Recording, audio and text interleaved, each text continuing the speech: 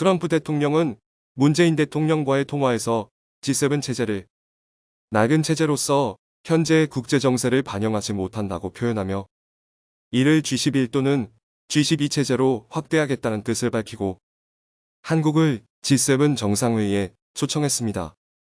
문재인 대통령은 초청한 것과 관련해 환영하고 감사드린다며 기꺼이 응하겠다고 말했습니다.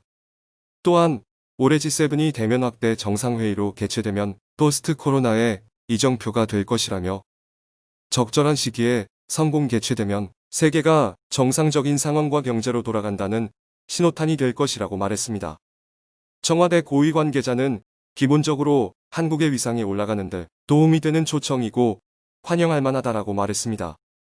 한국과 중국 관계에 부합으로 작용할 수 있지 않느냐는 물음에는 아직 의제가 정해지지 않았고 중국 문제를 다루기 위해서만 회의를 하는 것이 아닐 것이라고 말했습니다. 일본 정부는 트럼프 대통령이 한국, 호주, 러시아, 인도 등 4개국을 G7 정상회의에 초청한 것과 관련해 일본 정부는 당혹해하면서 부정적인 반응을 보였습니다. 산케이 신문은 일본 정부가 갑작스러운 G7 확대 발언에 대해 미국 측의 진위를 끝까지 확인하겠다는 생각이라고 전했습니다. 일본 외무성 관계자는 이와 관련해 정상회의 멤버를 갑자기 4개국을 늘리는 건 무리라고 말했습니다. G7을 확대하려면 기존 G7 참가국들의 동의가 필요하기 때문에 올해 의장국인 미국이 마음대로 정하기 어렵다는 것입니다.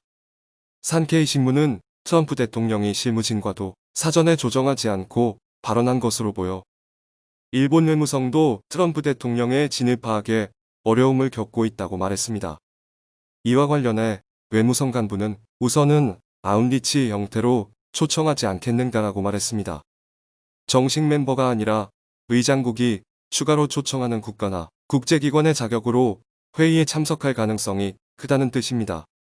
특히 산케이 신문은 트럼프 대통령이 4개국을 꼽아 G7 확대를 언급한 것이 중국에 대항하기 위해 국제협력을 강화하기 위한 목적으로 보인다며 의미를 애써 축소해 설명했습니다. 일본 정부는 자국이 참여하는 주요 G7 체제를 계속 유지할 필요가 있다는 입장을 밝혔습니다. NHK에 따르면 일본 정부 대변인 스가 요시히데 관방장관은 이날 정례 브리핑에서 트럼프 대통령이 올해 G7 정상회의 초청 대상국을 늘리기로 한 데에 대한 질문에 G7 일정과 개최형되는 의장국인 미국이 검토 중인 것으로 한다며 현 시점에선 언급을 자제하겠다고 답했습니다.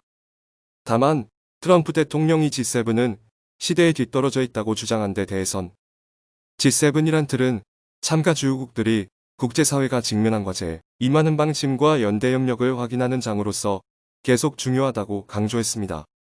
스가 장관의 이 같은 발언은 트럼프 대통령이 G7 확대를 시사한 데 대해 난색을 표시했습니다.